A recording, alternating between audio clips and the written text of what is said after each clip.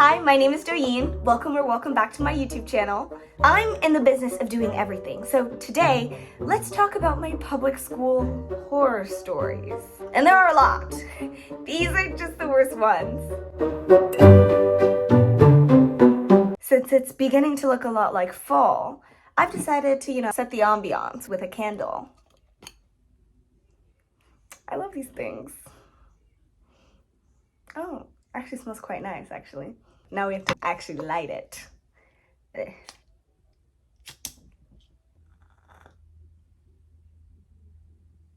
did not work. Yes! Fire! There, the fire. And, oh wait, you can't even see it. There we go. To set the ambiance. So, gather children, come sit by my fire. Why is it so big? Gather children, come sit by my fire. I've got tales to tell and trust I'm no liar. If stories of fairies don't seem quite right, I've got tales of things that go bump in the night. Oh, by the way, my ancient tome is like Disney princess bedtime stories. So, I hope this is like just as relaxing. So one day I was at recess sitting on the top of the playground. You know, in that little area before you go down the slides? I was there reading a book. I was so different. Anyway, this girl in my class comes up to me. Let's call her Jennifer. I don't remember her name. And we start joking and laughing as friends do. Anyway, she sees the book in my hand and she asks me, "What are you reading?" I could have told her, but that would be boring. And I decide to be coy, Like, no, I'm not gonna tell you what book I'm reading. We play this fun game of cat and mouse. I'm trying to keep the book out of her hands, and she's trying to see what book I'm reading. Haha, hee hee. And you would think, right, she wants the book, so she'll snatch the book. Right?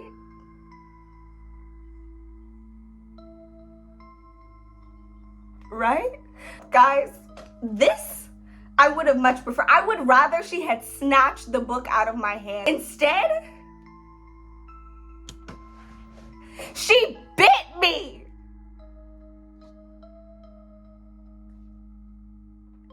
You don't understand the horror in my heart at this point. I was beyond disgusted.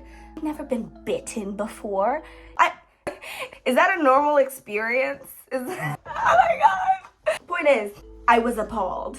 My flabber was gasted, and nothing of such caliber has ever happened to me since. Oh wait. This one actually didn't happen at school, but unfortunately it's in the same vein, the same genre of horror story. So one fateful day, I was trapped, and in the midst of enduring my own personal hell. Every day was a battle, a test of my will and a testament to my perseverance. Daycare. Did you know daycares have a distinctive smell? I do, and every time I smell it, I am taken back. Point is, this specific day was supposed to be special. At lunch, we had brownies, ice cream, all sorts of things. I was uncharacteristically happy in the place I hated the most. I'm very food motivated. I was happy. Of course, some kid had to ruin my peace. This kid, let's call him Bart, short for Bartholomew. Yes, Bartholomew. See, good old Bart got a little too excited about the sweets, right? I watched in 1 part intrigue and 3 parts disgust as he shoved marshmallows, Rice Krispie treats, Gushers, M&Ms, things that didn't mix. It was like watching a car accident in slow motion. Everything that was available to him, he took advantage of. All right? I was intrigued. I was confused. I was expectant. I knew something would go down that day. Now, children. Now, children, this is a lesson on gluttony. Because not an hour later, this child was groaning and rolling on the fire hydrant red daycare couch. That's what I remember about that specific daycare. That couch was very bright. Anyway, I could not muster an ounce of pity for the boy. Like, bro, what did you think would happen? Anyway, later, the best part of the day was upon us. The end. The other children and I were instructed to line up in the classroom to get ready for a pickup, right? Note, the door to leave this classroom was adjacent to the bathroom entrances. This is important for later. Bart, who had been writhing on that fire hydrant red couch for a while at this point, finally arose from his torment. Oh, look, he's up. He's alive. I watched as he shuffled forward, clutching his stomach and looking like he could hurl at any moment. This very thought entered my mind and took root as he lurched closer and closer toward me. I stood there, I was like, oh. Bartholomew had merely reaped what he had sown. I quickly realized that he was heading towards the boys' bathroom, the very same bathroom that I was standing in front of. The moment I experienced this, epiphany. Why'd I say it like that? Epiphany. A couple of things happened at once.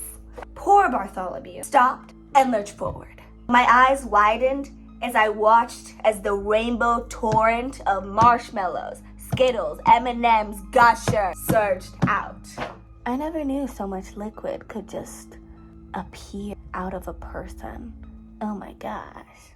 And I could do nothing to stop it. The abominable current surged towards me and landed, oh my God, on my leg. Oh my God! I have no clue why I was such a dramatic child. I distinctly remember that was the pose I pulled. Why did I do that? Oh, there is no peace at daycare. I was the unfortunate collateral in the comedy of a child's stupidity. Poor Bart was fine though. My clothes were also fine. Everything was fine. I made the situation a lot worse than it probably could have been. My bad. My fault. This next story happened at school, in my computer science class, an environment I also hated. Are we seeing a correlation? That class was not interesting. I feel like at school you find your interests and also your, yeah, never doing that again. Back then, I was friends with this kid. Let's call him Christopher. Again, I don't know his name. I forget. He was also funny and nice. The point is, I had no grievances against him up until this point. Also during that time, I had a favorite fuzzy blue sweater. It was sparkly, it was beautiful, it was amazing. I mean, I probably wore that thing once a week. I just thought it was so cool. Anyway, one fateful blue sweater day, Christopher was messing around a little more than usual. I think we were finishing up a project in that class, and we just found ourselves with an unusual amount of free time. Remember that? Can you imagine? Free time? How funny. What a funny word. Well, the boy, Chris, he starts hissing at me. I don't know either. I was starting to get a little weirded out, but I was just like, okay, dude. I turned around. I don't know why I did that. Maybe I was focused on something else. Maybe, perhaps, perchance. I don't know. The point is, I turned around and it was the biggest mistake I've ever made. Because Christopher continued to hiss at me until a spray of saliva just shot out of his mouth and landed right on the back of my fuzzy sweater. I froze. It was like, what? Reenactment, hold on. That was the stand. I tried to give Christopher the benefit of the doubt. Surely he didn't.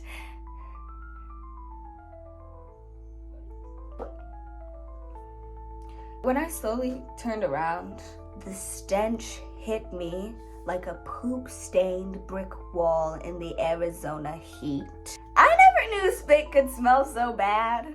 What a horrible day to have a nose. The fuzzy sweater made matters infinitely worse, as the fibers seemed to entrap the stench and keep it near my face. It was all I could do not to throw up right then and there. I've never ripped off clothing as quickly as I did then. I felt like the Hulk. I was like, yeah! Get this off of me! I flung the sweater off of me and I looked into his terrified eyes. He had the decency to look ashamed. Yay! A+. Human decency. This candle. I'm pretty sure he apologized.